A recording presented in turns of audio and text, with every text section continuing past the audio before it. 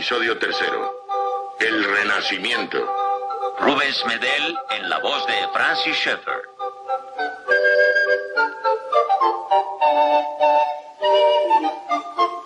Ahora hablaremos del Renacimiento. Es uno de los grandes períodos de la historia del hombre. En lo que se refiere a sus obras de arte, es uno de los triunfos de la humanidad. El que camine por un museo y no se maraville con la belleza de las obras de arte mediante sus diferentes expresiones, en definitiva es un pobre hombre. Pero al mismo tiempo tenemos que recordar que en la corriente del pensamiento humano se abre la puerta para el hombre humanista de una nueva forma y lo lleva adelante. Y deja así el paso libre a todos esos problemas que nos llevan al período del hombre moderno.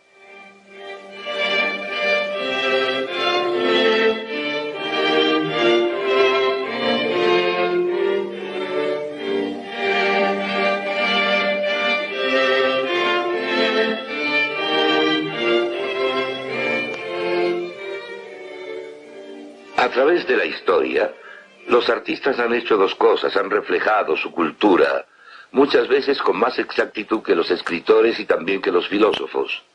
Y segundo, prepararon el camino para el siguiente paso aportado por la cultura, por lo que a veces son profetas, pero siempre están exhibiendo obras de la cultura de su época. El cambio producido con el Renacimiento puede claramente observarse en el arte. Hasta entonces, la pintura florentina había sido como el arte bizantino, pero menos pulido, sin gracia y sin profundidad. La gente no era representada en forma realista.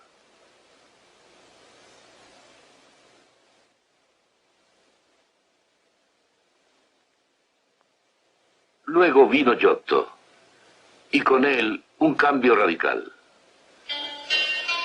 Se le encomendó pintar el juicio final, y en él pintó un retrato realista de su patrón, Enrico Scrovini, el hombre que pagó por la obra.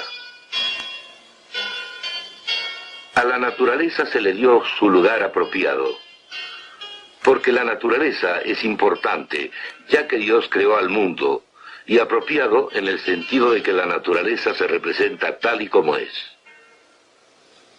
Por otro lado, la gente aparece muy alargada en comparación del mundo que la rodea. Observen el puente. ¿Cómo puede caber este hombre en esta plataforma de observación? ¿O cómo puede lanzar una flecha por esta ventana?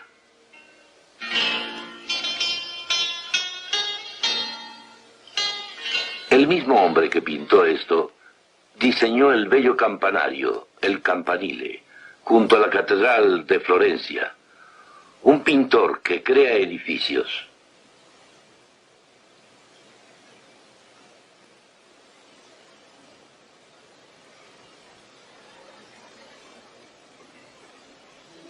Ahora pasaremos a un gran descubrimiento en el arte renacentista.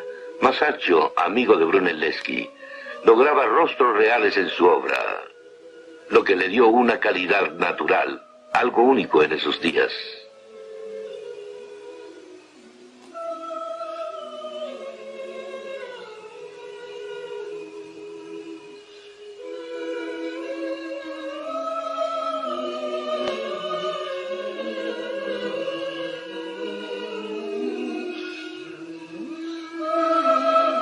Los pintores que precedieron a Masaccio, incluyendo a su maestro Masolino, pintaron sus figuras como si estuvieran de puntas. Masaccio representó los pies bien puestos en el suelo.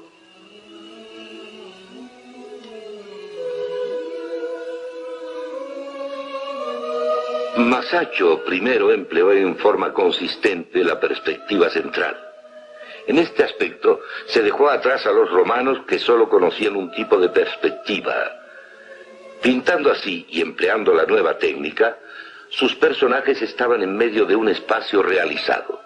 Había en realidad un espacio alrededor de la gente. Para el hombre del Renacimiento había algo más. situaba al hombre en el centro de ese espacio, un espacio subordinado a los principios matemáticos inventados por la mente humana. En el norte de Europa, Jan van Eyck tuvo los mismos problemas en el arte. Estamos en San Bavo, la catedral de Gante, en Bélgica. El rico, el pobre, todas las categorías y tipos de personas con toda clase de antecedentes se acercan a Cristo.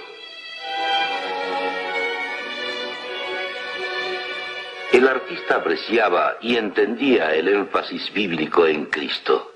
Pintaba a Cristo como el Cordero de Dios erguido y con vida sobre el altar, simbolizando que Él murió como sustituto y sacrificio. Pero Él no ha muerto, de acuerdo a las palabras de Jesús.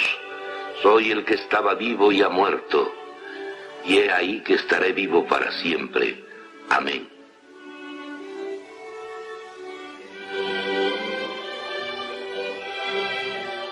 Van Eyck dominó la luz y el aire y fue el primer gran maestro de la pintura paisajista.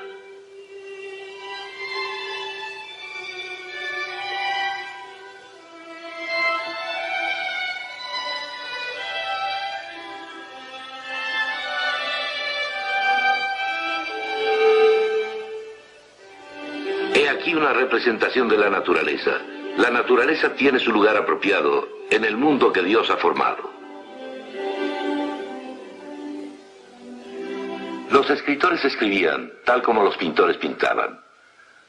Dante, en cuya casa me encuentro en Florencia, es un ejemplo ideal de esto. Su obra fue genial en un grado máximo. Y el buen maestro, al contemplar la procesión, dijo: mirad ahí esa gran sombra que se acerca. No parece derramar ninguna lágrima, a pesar de su dolor. ¿Qué aspecto tan majestuoso conserva aún en el infierno? Ese es Jasón, que con su valor y su destreza efectuó el robo en Colquide. Le dio más importancia a la naturaleza, pero siguiendo la influencia de Tomás de Aquino, el mundo cristiano y el clásico se mezclaron. En su Divina Comedia, los grandes pecadores eran Judas, que vendió a Jesús, y Bruto y Casio, que conspiraron contra César. En su propia vida, el problema de las cosas individuales contra significado y valores se demostró claramente. Amaba a Beatriz, a quien en realidad solo vio un par de veces en su vida, y consideraba su amor como el ideal romántico. Al ver su rostro, siempre tan hermoso, el amor difunde una dulzura perfecta sobre mí. Pero se casó con otra mujer, a quien jamás mencionó en su poesía. Ella se dedicaba a cuidar a sus hijos y a cocinar. Aunque los escritores de aquel tiempo entendían que el amor sensual requería del espiritual, que debía ser más que una mera respuesta física del momento pasajero, sin embargo dejaban que esto se dividiera en dos partes: el amor físico y el idealizado amor espiritual. Dante y los escritores de su época tenían dos opiniones del amor. Una, el idealizado amor espiritual dirigido hacia un espectro incorpóreo, y la otra, la abnegada mujer que se ocupaba del hogar y compartía su cama. Esto no producía belleza, sino fealdad.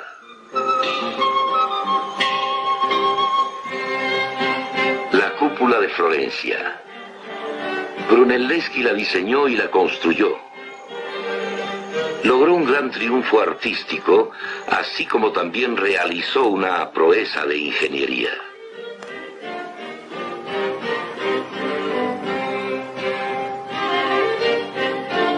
Lo que es en verdad sorprendente es que Brunelleschi tenía habilidad no como arquitecto, sino como orfebre.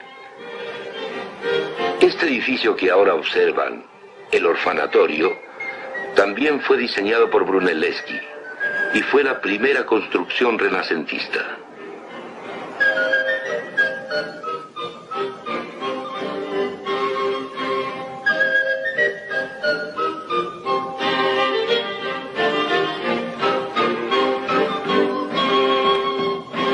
prestó aún más atención al hombre. Sabemos poco de aquellos que levantaron las catedrales góticas o de los que escribieron los cantos gregorianos. Ahora el artista mismo se volvió importante. He aquí una biografía de Brunelleschi. Algunos de sus contemporáneos escribieron autobiografías y empezaron a realizarse esculturas, retratos y también autorretratos de los artistas. A principios del Renacimiento todo era diferente. La naturaleza tenía su lugar apropiado, el hombre estaba en su sitio apropiado y podía haber sido precioso. Pero en un cierto punto, a lo largo del Renacimiento, las escalas cambiaron y el hombre mismo se colocó en el centro por completo, dejando libre el camino a toda la destructiva fuerza del humanismo que siguió a lo largo de la Ilustración y aún hasta nuestros días.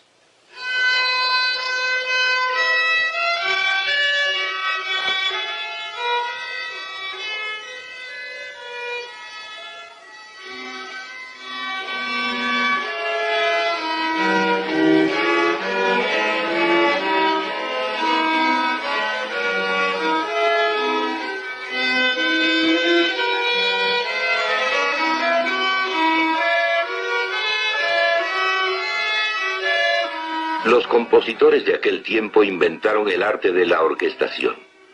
No solo cada instrumento tocaba una voz diferente, sino que también una melodía diferente.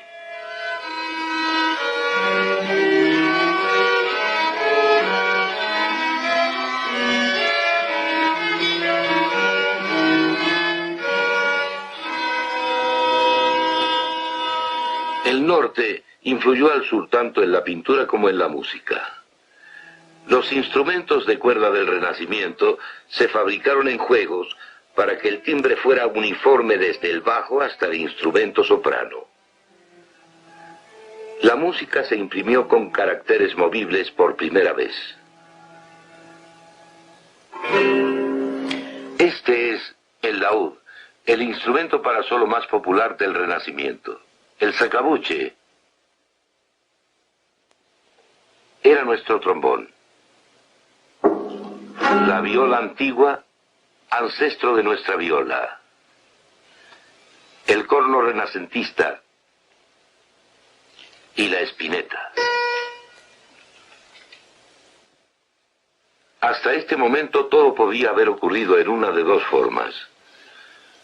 Podía haber habido un énfasis en gente verdadera, viviente en un mundo real que Dios había creado, en donde todas las cosas individuales tenían importancia, porque Dios había creado el mundo. O el humanismo pudo haberse implantado, con su énfasis, en lo individual como algo autónomo. Pero la suerte estaba echada. El hombre se fue haciendo cada vez más independiente. Él mismo se hizo a su medida, tratando de volverse autónomo. El hombre humanista del Renacimiento creía que los tiempos pasados habían sido muy insípidos y debían olvidarse. Para él fue la era oscura y creía que la nueva era sería un gran paso adelante en su período de reencarnación o renacimiento. Un renacimiento de la precristiana edad de oro de las antiguas Grecia y Roma. Tomás de Aquino dejó libre el camino para esto, haciendo énfasis en la enseñanza de Aristóteles. Este es un fresco pintado por Rafael en el Vaticano. Se llama La Escuela de Atenas. Las figuras centrales en este fresco son Platón y Aristóteles. Rafael pintó las manos de estos dos personajes para representar el énfasis filosófico. Platón, con el índice hacia arriba, indicaba los absolutos, los ideales, el significado y los valores. Aristóteles, con la palma hacia abajo, enfatizaba las cosas individuales, los particulares, la naturaleza y el hombre.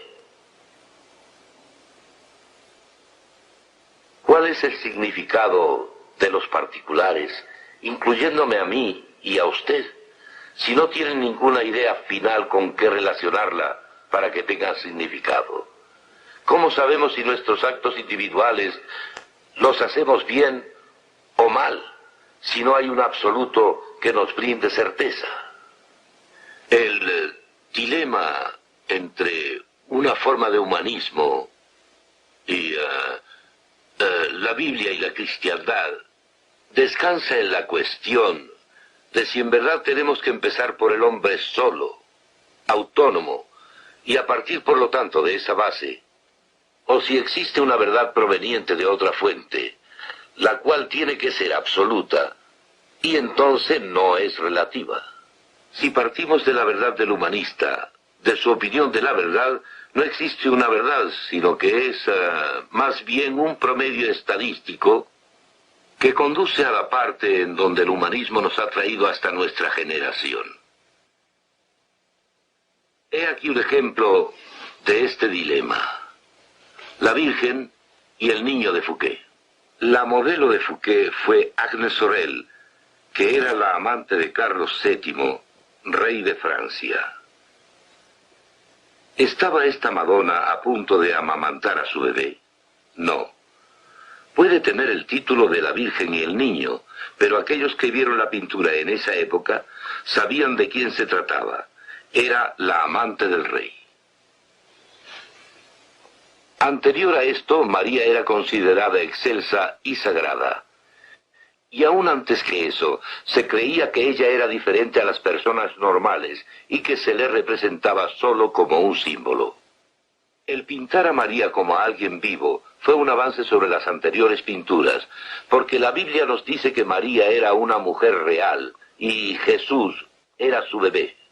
Este era el enfoque adecuado. La naturaleza tuvo su lugar apropiado. Por otro lado, la amante del rey podía representar a María, y el significado quedaba destruido. Primero podía parecer que solo los valores religiosos se estaban desvirtuando, pero gradualmente el daño se esparció a todo el saber y a todo en la vida. El significado de las cosas individuales, los particulares, fue removido. Las cosas individuales se transformaron en independientes, autónomas, y sin nada al fin que las relacionara o que les diera significado. Estamos ahora en la Academia de Florencia, en una sala destinada a la obra de Miguel Ángel.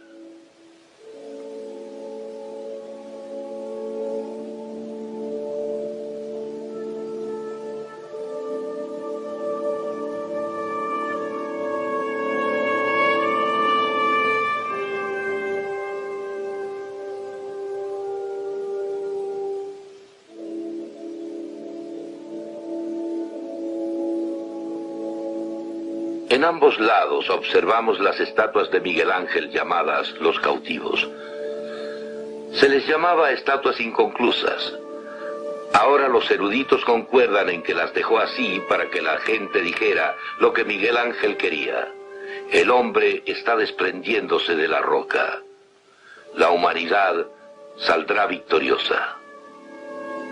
Cuando uno pasa junto a estas estatuas, llega al punto central de la sala, a la magnífica estatua del David.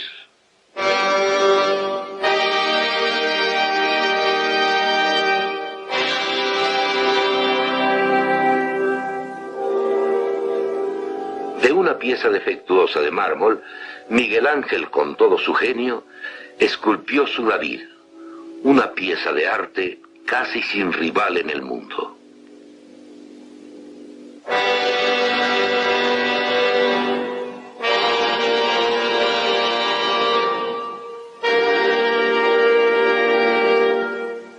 No es el David bíblico, sino más bien la personificación del ideal humano, la grandeza del hombre.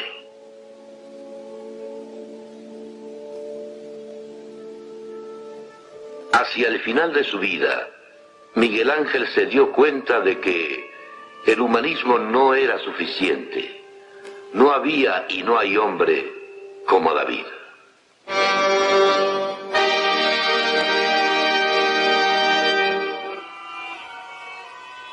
Se piensa que en la Piedad de la Catedral de Florencia se representó él mismo en Nicodemo, quien se está inclinando sobre Cristo.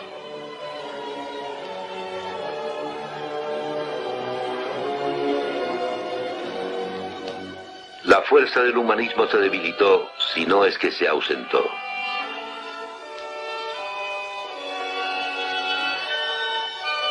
Ahora hablaremos de otro gigante del Renacimiento, Leonardo da Vinci. Fue el primer matemático moderno.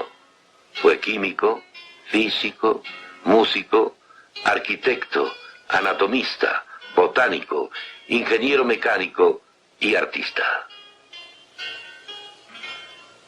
Hizo estudios de la anatomía humana. Algunos de ellos se llevan en los textos actuales.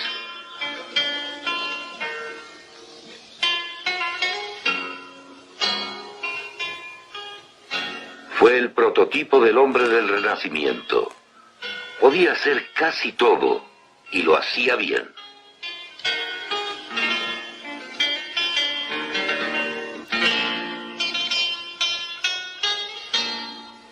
Diseñaba instrumentos de guerra de salvaje atrocidad.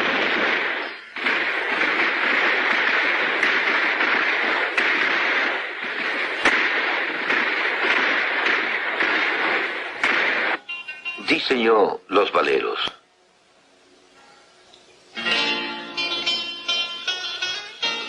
Leonardo entendía bien el problema del hombre moderno. En su genio, anticipó cuándo terminaría el humanismo. Comprendía que el hombre humanista, partiendo solo de las ideas individuales, o sea, los particulares, no tenían una unidad que les diera significado.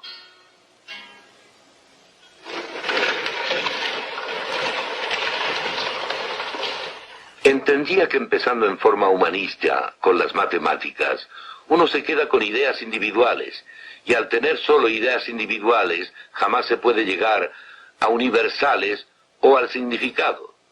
Por el contrario, queda a merced de la mecánica.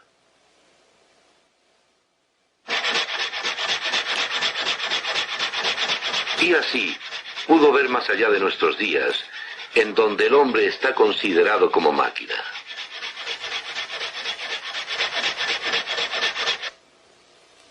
Después Leonardo pensó que tal vez el pintor, el hombre sensible, llegaría al significado, por lo que trató y trató de representar al alma. No al alma en el sentido cristiano, más bien trataba de capturar visualmente los universales desde los particulares que observaba. Fracasó. Volvemos a la escuela de Atenas de Rafael. La enseñanza de Aquino hizo que el hombre tratara de ser independiente, autónomo, y esto condujo al humanismo renacentista. Leonardo, con su gran inteligencia, captó el problema y luchó por encontrar universales.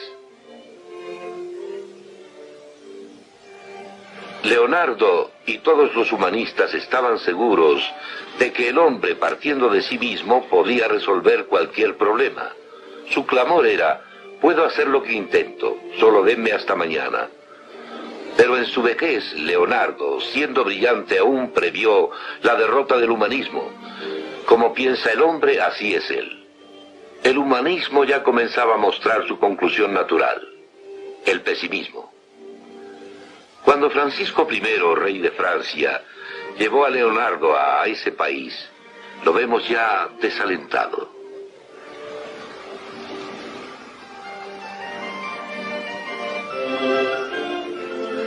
Aquel que no logre captar la belleza del Renacimiento al caminar por Florencia, creo que es un pobre hombre. Me fascina ir a Florencia y pasear por los museos o caminar por las calles, pero por otro lado, el que solo vea la belleza y la gloria del Renacimiento, en donde el hombre mismo se volvía cada vez más autónomo y no capta este quebranto, tampoco entiende el Renacimiento. El humanismo sin duda termina en la desesperación. Si se parte de lo que es finito, no importa cuán lejos se proyecte, jamás se podrá llegar a un absoluto. Jamás. En la luz del dilema humanista, solo existe una solución real: reconocer este libro como verdad, volver a la Biblia no solo como a un libro religioso abstracto, sino como verdad. Ella no cambia. Habla de la cultura de ese día en particular. Jamás pasa de moda.